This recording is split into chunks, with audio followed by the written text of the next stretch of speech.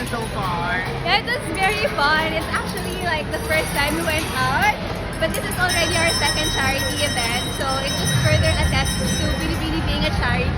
And we're having fun today with the kids. Saan ka sa Pampanga? Sa Porac, Pampanga po ako. Porac, Pampanga. It's near Angeles. It's, Is this your first time to join national pageant? It's not my first time. I joined Miss Millennial Philippines. It's a pageant where Nicole Borromeo won also. Yeah, I joined the first edition of that competition. How old are you? I'm 26. 26. So ano ba mga abangan namin mga pasabog coming days? Yeah, please watch out for our upcoming activities, especially the major ones. Because for sure, not just I, but also the other girls are preparing for each of the major events.